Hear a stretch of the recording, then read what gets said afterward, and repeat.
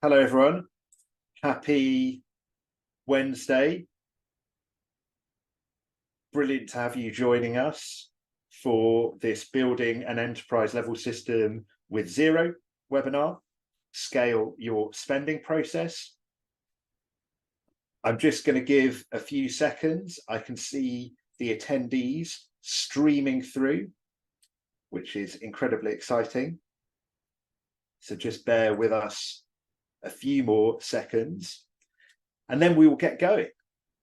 In the interim, just to flag to you a couple of housekeeping points. So you will see that there's the Q&A option in the toolbar. Any and all questions that you have, please do drop them in there.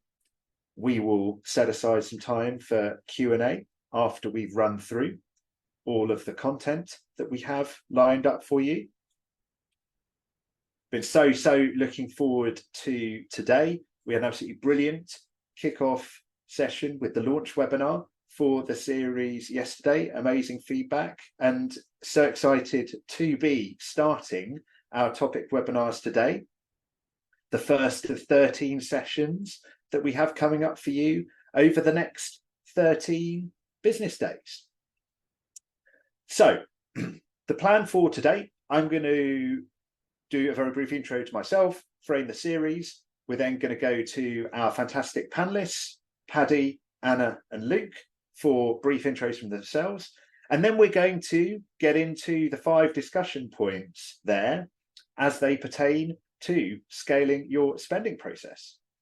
So without further ado, just a brief intro about me. My name is David Tuck. I am the co-founder and CEO here at Mayday.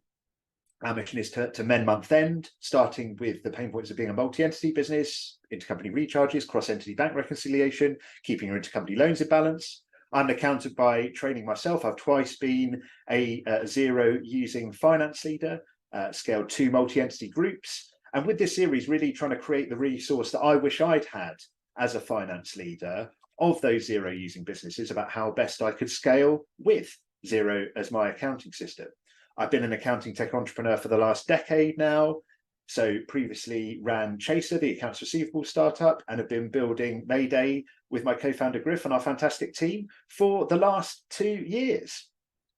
And then just to frame this series, so at Mayday, we're for larger Xero users. The majority of our customers are in-house finance teams.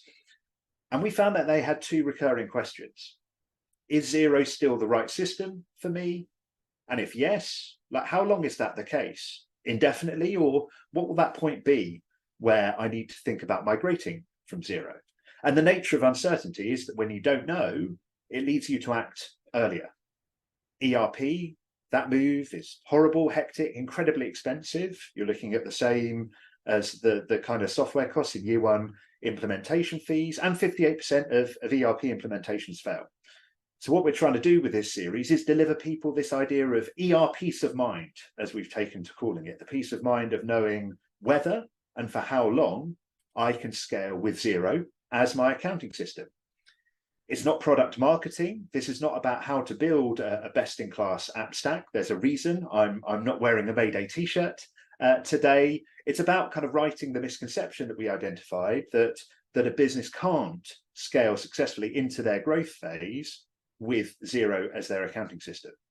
But equally, we don't want to overcorrect with this series either. We don't want to replace one myth with another, that Xero is this all singing, all dancing panacea. There will be the times where it is right for a business to move on from Xero.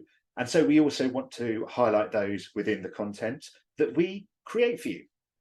So that's enough about me and the series. So I'm first going to come to Paddy for his intro, and then Anna, and then Luke. Paddy, over to you. Cheers, David. Very excited to be here, folks. So my name is Paddy O'Neill, and I am the country manager for the UK and Ireland of Spendesk. So Spendesk is a spend management provider. So certainly something that's going to be very relevant for the conversation today. But honestly, from my own side, very similar to David, I want to just really give my opinions and my views on this topic versus a I suppose, all singing, dancing advert for Spendesk. So we're not really going to be talking too much about Spendesk itself. But very excited to be here and looking forward to a great chat with Anna, Luke, and David. Brilliant. Thanks, Paddy. Anna, over to you. Thank you. Very excited to be here too. I'm Anna, my pronouns are she, her, and I'm a financial controller at Galop. Galop is the UK's largest LGBT plus charity supporting victims and survivors of abuse and violence. We've been around for over 40 years, and we help with people who are experiencing domestic abuse, sexual violence, hate crime, and so-called conversion therapies through our national helplines, and also with one-on-one intensive support. We're run by LGBT plus people for LGBT plus people, and the needs of our community are at the heart of everything that we do. We have experienced unprecedented growth in our demand over the last few years, and I'm here just to talk about how we view Xero and Spendesk to navigate that. Amazing. Thanks so much, Anna. Brilliant to have you here. And Luke, over to you. Yeah, cheers, David, and good morning, everyone. So yeah, hi, I'm Luke. I'm the COO and co-founder of Flinder. Flinder is an accounting management information business, and in short, we run outsourced finance functions for our clients, whether that's fully outsourced, doing the whole process, whether it's supporting an in-house FD, CFO, or perhaps in-house bookkeeper, all the way through to kind of sitting on the board, helping clients raise money, etc. So in a unique position in terms of the type of clients that we support that are going through that scale process. We've got clients who are shoestring, family friends phase, all the way through to a client who's raised over $220 million and a unicorn. So kind of very different size and scale. And across the board, Xero is a fantastic system for all of our clients that we work with. So I'm sure I can tell you some of the stories and some of the experiences we have from that, and come from a background of working at PwC, where we did work with larger systems and larger processes, shall we say, that weren't fit for purpose and didn't satisfy the needs of the clients. So yeah, look forward to bringing an overall perspective to the table here. Amazing. Well, thanks so much, everyone. And thank you again for being part of this webinar. We are really blessed to have such a range of amazing, informed kind of perspectives to benefit from. So without further ado, let me get into it. So first off, can I just clarify, what do we mean by a spend process? So Paddy, briefly, I'm going to come to you to kick us off. Yeah, cheers, David. To be honest, folks, it's quite a broad topic and it can mean anything and everything. But I can give you our opinion of what we think, more so the challenges that need to be solved when it comes to spending money. So across, I Spendesk think about the spending processes in two pieces. First of all is your payment methods. So cards, invoices, expenses. So how you're actually going to pay for things, how you are going to spend money. And of course, all the plethora of challenges that can come with all of them. And then the second level is the operational side that supports that. So it's typically, we would think about it in probably about four places. So your approvals and policies. So making sure you keep spend to policy and it's approved and so on and so forth. Your budgeting. So the spend is tracked to budget. The pre-accounting standpoint. So typically your straight up reconciliation that you can do quickly within a spend management tool. And then finally your reporting and insights. So how you take that whole process and actually learn from that, so you better inform spending in the future. So that'll be our overall view. It's split across payments and the operational side of spending money. Amazing.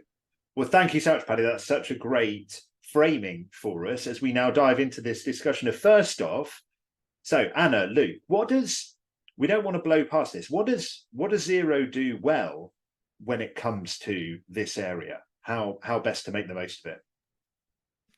Yeah, it's a good question. And outside of just spend management, Xero is fantastic at the basics of everything in terms of a finance application. So something that you'd want in a finance application. The the advantage Xero has and where they've done so well is the ecosystem that works around it. So actually, as soon as you get any sort of level of complexity or any additional need above the basic functionality, there'll be a different app. There'll be something else that can support with it. So to bring it back to kind of spend management, just use the examples of kind of expenses. Xero's expense functionality for a business that's maybe got 10 people in it, one decision control person at the top that can view, approve everything in Xero, approve the employee's expenses. It works fantastic. As soon as you start to scale beyond that and you need, you don't want the approver to be able to approve their own expenses, which could have its own obviously challenges. You need to have tiered approval, etc. That's where you then need an app to support around that. So actually, that just extends the life cycle of Xero. That Xero is so easy to get set up. Any business can get on it from day one, and you can then kind of scale with that. And I guess we'll probably talk a little bit further down the line on then going beyond the ecosystem. But yeah, that would be my kind of high level. It does the basics very well.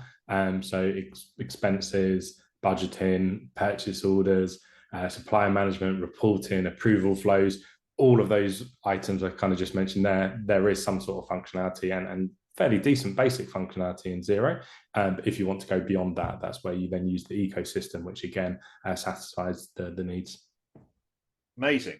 Well, that's such a great kind of cross-section there, and really interesting the example that you bring to life around expenses, and if there's one layer of approval potentially for a 10-person business and how that can work with Xero.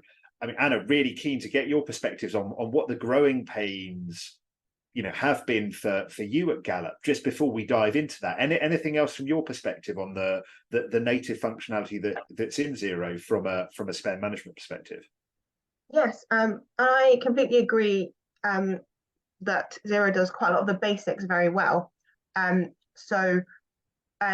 Actually focusing on that second part that Paddy mentioned about the reporting, for example, we as a charity, we are heavily reliant on restricted grants, which mean that we have to track all our expenditures so carefully so we can report back to our funders how we've spent the money. And this is important even for charities who aren't so reliant on restricted grants, even if they have more unrestricted funding. Being able to track spend can build trust with donors and funders. Well, we was kind of so concerned with making sure that we reported everything correctly. Our old accounting system would everything would be allocated against a fund, so I could tell you exactly what the paper in the office what funding that sat against.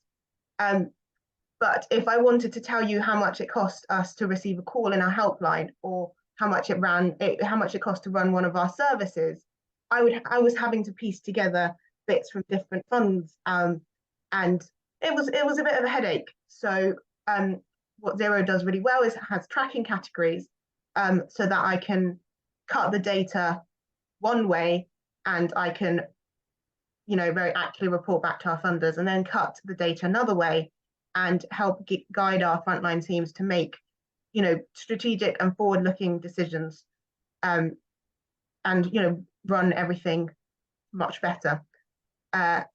So all accounting systems will have ways of tracking, but when I was looking at our old accounting system and looking at new options, Xero was the one that had such flexibility with the tracking categories that we could upload to any tracking category. We could add them to journals, and that's not the case with all of the accounting systems I've looked at. Amazing. That's fascinating. And thanks so much for sharing that. It really, brings to life the sort of, the cross-dimensional sort of spend analytics that you've been able to get from using the tracking categories. So that's fantastic. And that's a great segue into, on top of that, what are the growing pains that mean you need to look beyond the native functionality in Xero when it comes to spend?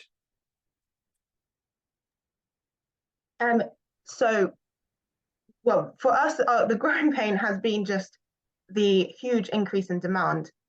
So, for example, one of the restricted pots of funding that we have is for our emergency client fund, That's actually a relatively small pot of money compared to the rest of our budget, but it creates the biggest headaches. And so this fund provides for money for practical interventions to help victims, including crisis funds for food, clothing, emergency accommodation, housing, transport. And we often are supporting people having to flee with nothing, like sometimes not even a coat. And over the last few years, we've seen a huge increase in demand for this. We saw a 718% increase between April and June 2023 compared to 2022. And as the name suggests, these situations, occur in emergencies.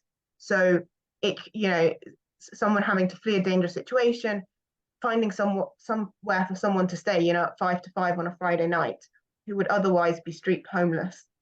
But equally, from a finance point of view, emergencies are whether alarm bells ring, because that's where corners are most likely to be cut. People can take advantage. It's when fraud is most likely to occur. So we really needed to find that balance of making the client fund accessible, making sure that our frontline employees could access it and do their job. At one point, we only had one credit card in the organization that the CEO controlled. And that was good in terms of controlling, making sure nothing untoward happened. But it meant that our frontline team had to get hold of the CEO at any time of the day. And that just wasn't how they could do, that wasn't letting them do their job efficiently and easily. So we introduced Spendesk to bring in a few more cards into the organization within those teams that needed access to pay for things quickly. And there's also the ability to create virtual requests. So maybe if the team members of the right level of seniority, they can request for a specific, hotel, a certain amount for the specific reason. I have that pre-approved and ready to use when needed. And so that allows us to manage the risk, to ensure that people aren't taking advantage of the cards, but also efficiently collect receipts so we can check them. We can seamlessly integrate that to Xero, so all the expenses go through and it's all coded and tracked with the tracking categories. So that is one way where we have used the ecosystem to help us with that demand and make things much more efficient. Amazing. So real sort of operational finance firepower there. That's great, Anna. Thanks so much for sharing. Luke, over to you. We'd love to hear, from your experience, what the growing pains are when it comes to spend. Yeah, thanks, David. So it's when that sort of decentralization needs to start happening, I find is kind of a key point. So when that one person in finance, if finance is kind of run in-house, can't be that single point of failure. Anna talked about an example there of only having kind of one card in the business. So actually that kind of single point of failure and going beyond that. And quite often it's when businesses start to need to perhaps department heads to have that direct responsibility. So one of the challenges you get with Xero is kind of, it's good at seeing what's in there, but it's kind of an all or nothing type approach. So if you want your head of marketing just to see marketing expenditure, but your head of product to see your dev team expenditure, it's very hard to kind of set up to give them the right access to Xero that they see that proactively. So the first step for a business would typically be around kind of invoice approval and approval flow. And so Approval Max, for example, is kind of a solution that kind of focuses just on that. And I'm sure Paddy will talk more about kind of Spendesk and what challenges that will solve as well. And so that would kind of be the first step that typically happens. And that's about getting invoices approved at the time, making sure the expenditure is correct. And then it flows into the payment process, which kind of typically scales really well. So then given visibility ahead of time, it's how do you do that? And so that's probably a first stepping point of when you go beyond Xero's functionality. And then Anna's point to build on that around kind of tracking categories as well. The ability you have, Xero has two tracking categories in there. You can kind of manipulate that to get kind of a bit more if you wanted sort of subcategories within those, etc. in terms of the way you kind of group. Actually, businesses that are turning over sort of 1 million, 2 million a month that we work with, they've outgrown kind of that level of reporting. And we find that the complexity often becomes somewhere else. So we work with a lot of e-commerce businesses, and that might be actually their complexity is around that they need a Shopify and inventory management system. So again, Xero starts to become almost a little bit of a dumb system, as I sometimes call it, that it's the hub, it's the spoke that connects to everything, and the complexity happens elsewhere. And kind of the example I alluded to in my intro, business that we've been working with for sort of 5.5 years, we've been going 6, so since day one.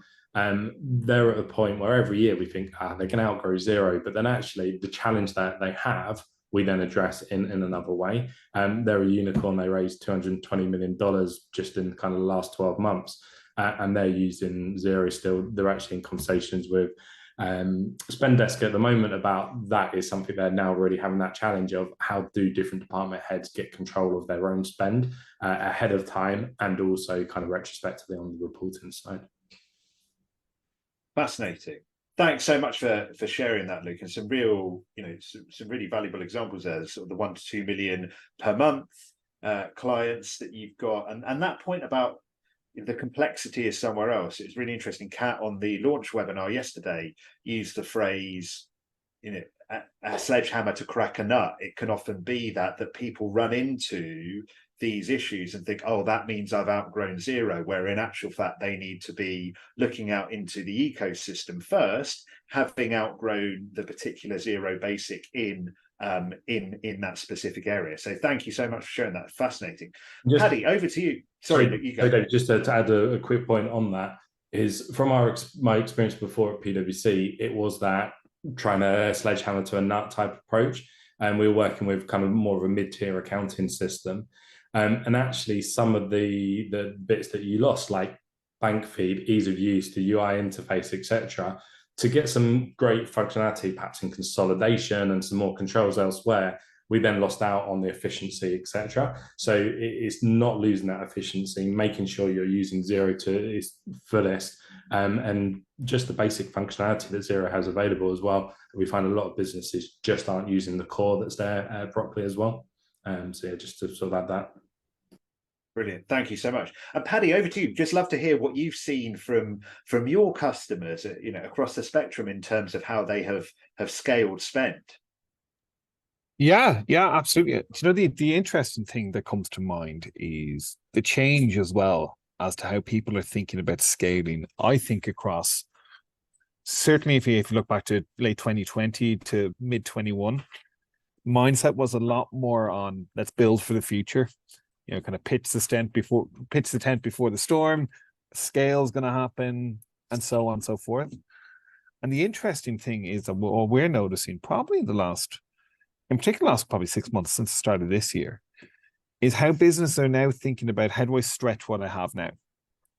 So rather than thinking about what comes next, they're starting to think about, as Luke's really alluded to, is, if we're on Xero, how can we actually still operate with the level of complexity that our business will require and may require for the next 12 or 18 months?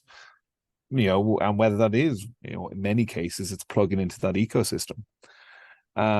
So that's really, it's a big trend that we have seen. We are seeing simple, kind of stacks that were quite straightforward and simple within Xero. Maybe it was a couple of different plugins, and they would run that until they got to 60 or 70 employees and then flip over to an ERP. That same stack now is getting a lot more complex in Xero because they know that the software does the job pretty well, and we can almost give it some superpowers by plugging into a Dext or a Spendesk or a Telaroo or Approval Max, or a plethora of different things that can really help you scale your spending while still having, as Luke mentioned quite rightly, that strong core that Xero does very well. So I think that's the main trend that we've been seeing over the last, certainly over the last 6 months, which I thought was quite topical and interesting. Amazing. There have been, such rich insights coming through from this discussion. Thank you all so much. I'm really keen that we also sort of nod to that point that there will be times where it's right for a business to move on. Does anyone have any kind of brief thoughts on that? What are the indicators, particularly when it comes to spend, that an ERP might be the right move for a business? I would go first. Say the general areas, David, I say, of going kind of beyond and when an ERP would be right. Sometimes kind of the scale, and it's probably a bit of an unknown myth, but there is the myth around kind of Xero of how many transactions it can deal with. We've got clients that have got sort of tens of thousands of transactions a month, and Xero hasn't slowed down for us. So I'm not sure what that point actually is, but sometimes kind of this... if I can just jump in on that, because I on the launch webinar yesterday, for anyone who wasn't on there, talked about the Xero guideline transaction limits. So there were some points there. I know Tyler on the questions had some points about his lived experience, and Luke, you're sharing some of your own lived experience there. So please do, everyone, make reference to the transaction limits that we're talking about here that were on the launch webinar yesterday. But Luke, sorry, I cut you off there. Please do continue. Cool. And then when the supply chain becomes more complex and you need that customization that can't happen within an app, because of course apps are built for kind of multiple use, many businesses. So when you need that kind of fine level of detail of customization, whether that's into your inventory management system, whether it's into warehousing kind of systems. So ERPs will give that kind of ultimate level of customization ability. And sometimes around some specific needs as well, whether that's kind of industry, sometimes manufacturing and health might have kind of very bespoke kind of needs. The only one kind of we've come across, we focus tech, SaaS and e-commerce businesses, but the only one we've really come across is when the functional currency requirements have been actually the complexities of a different functional currency, i.e. US dollars, and still having to do GBP VAT returns. That's kind of the only instance we've come across to date where Xero just can't handle it. But that's the core finance application. The rest of what we need around it, the ecosystem could cope with. It was just that pure accounting kind of challenge it couldn't deal with. Noting. Well, look, Paddy, Anna, unless you have anything to add on that point, I'm really keen to come to all of you for your top tip when it comes to scaling with Xero. Yeah, to be on that last point, Luke, I think you're pretty spot on. I also do think, and I'm sure David will back me up here, I think we do typically hear a bit of a myth around groups, and when you're really getting into international expansion, how Xero, as people would suggest, it doesn't fit the bill, which isn't the case. As the ecosystem, I think, really proves, is there's a lot more that you can do, but we do typically hear people would suggest, as they think about international expansion, they almost start to think, does this mean I need to migrate to an ERP? And I think the answer is no. Of course, it does bring more complexity and so on and so forth, but typically, Xero can still scale in that point, which does probably lead me to my simple top tip with Xero is, honestly, it's just embrace the ecosystem. There's a great ecosystem out there. The team at Xero have done a wonderful job over the last, God knows how many years at this point, of curating that, keeping a really good community together around what can be possible there. And sometimes it's just about being a little bit curious, thinking, rather, when I have this problem, is the solution to kind of blow up everything and start again with a new system, or is it to do a little bit of research and understand what could be available when it comes to the Xero ecosystem? So that would be my tip, is really look to embrace the ecosystem. Fantastic. Thank you so much, Paddy. Anna, over to you for your top tip. Yeah, so I think it was really interesting about hearing, that it's not necessarily size that will dictate when you have to move away from Xero, but, specific complexities. And I think working in the not-for-profit sector, what I often find, the charity I work for, we are not large by any definition. But because Xero and its ecosystem is not necessarily built with the not-for-profit sector in mind, I often find that I'm kind of having to make adjustments with how I use things, or not use tools to their full potential, because of some specific rule that applies to not-for-profits. And so I guess my top tip is to do your research and be creative and think, how can it work for me? You know, there's no way that we would ever have the money to put in an ERP system. So we have to think around what is available. And a lot of the things you can adjust and you can make them work, even if they weren't designed necessarily with you in mind. And I think is also maybe a little bit of a challenge to those creating and making these tools and apps that it might be worth, you know, talking to your not-for-profit customers, seeing what small adjustments you might be made to make that product appeal to that area of the market. Amazing. And then Luke, over to you. Any final thoughts from you in terms of top tip? I'd just say it's the fact that we've got so many people on this webinar is the education around it. There's lots of people in the sort of wider ecosystem that are always happy to help and have a conversation. So there's been a few good questions that have come through already that we've started to answer. But it's kind of ask peers, ask people that are perhaps more experienced than you may be in this space of how they would address the challenge. That in 6 years, I've not really come across a scenario where we haven't been able to improve it. And that might be taking an app that does it and bastardizing it a little bit and kind of tweaking it, or like just improving the existing process that's there.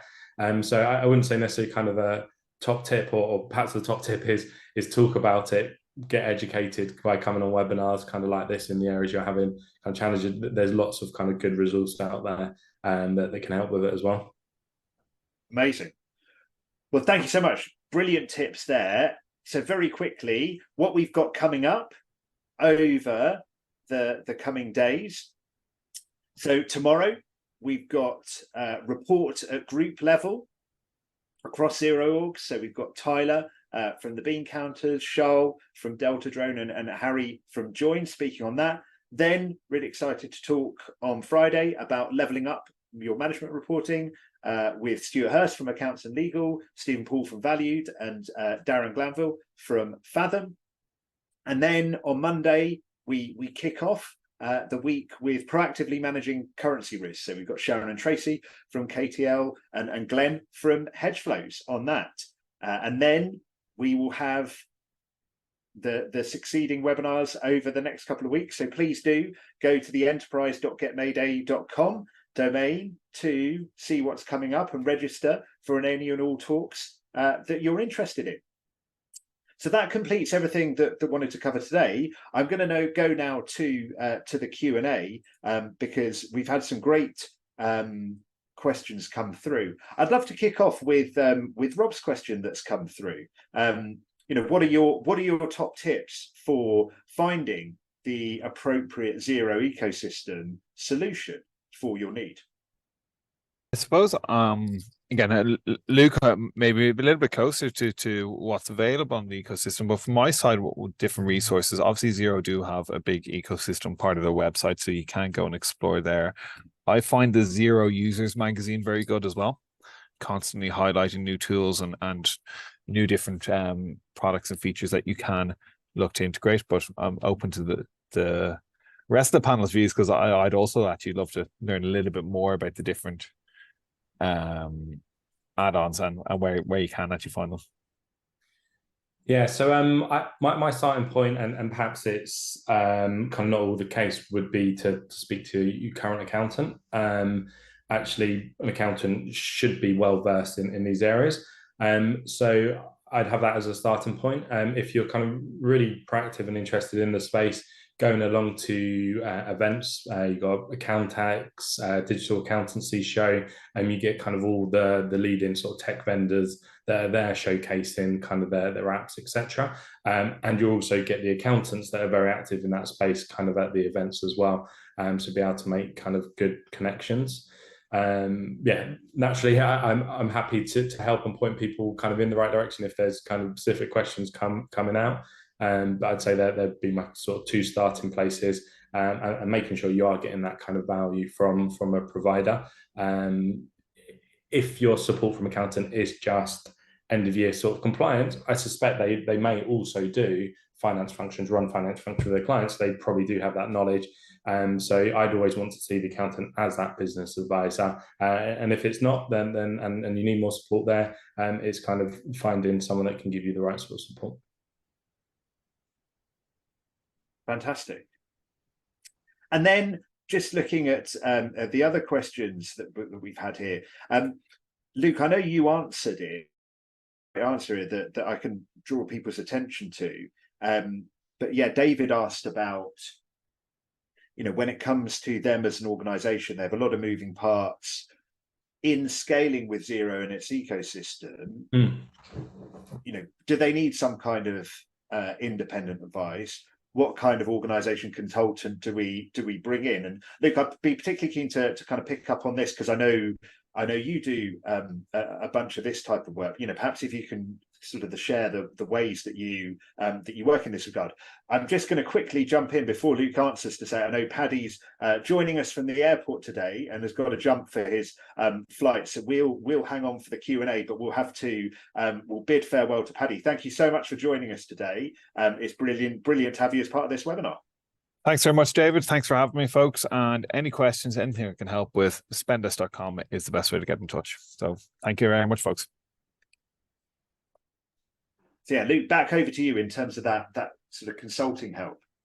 Yeah, absolutely. And I guess it comes back to people focus on what they're good at. And David's question kind of references the National Reading Charity. He will be specialised and focus in that area, I'm sure. So it's the implementation that David alluded to in his question kind of is a key point. And it's that way up of, do you put something in yourself versus do you have someone that does this day in, day out, do it for you? Because the benefits and the gains that you'll get by having it implemented, having someone kind of support you there, it's that kind of cost kind of value way up. How we approach this sort of thing, we run a finance function diagnostic, and we do finance transformation projects, so clients that we don't run finance functions for, and it's kind of getting under the hood to discover. So we kind of have a methodology of discover, design, deploy, and then do. And with that kind of methodology, what we do is understand what the challenge is, what are the issues that the business is facing, and how can they kind of be solved.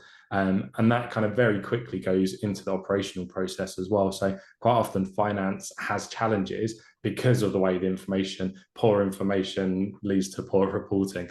So it's the information flow into finance is quite often the challenge. But someone that, we work with 70, 80 clients. So someone that does this as a focus day in, day out, that would naturally be kind of my recommendation.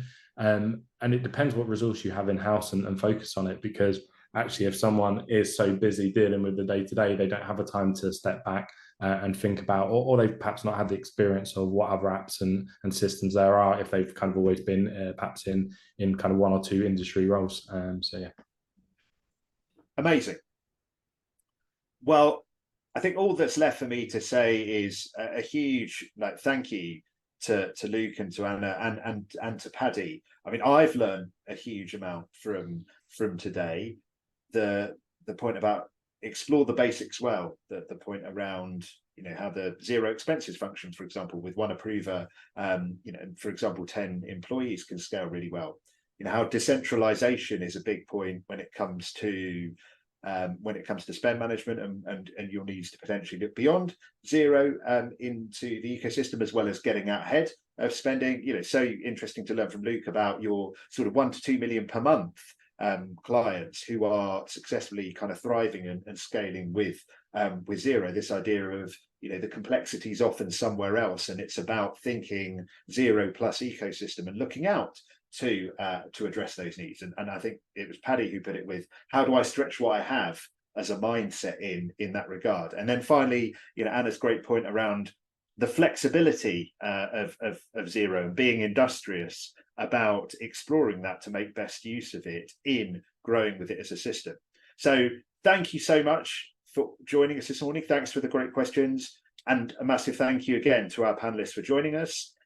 I hope you have a great rest of your day and look forward to seeing you on future webinars in the series. Goodbye.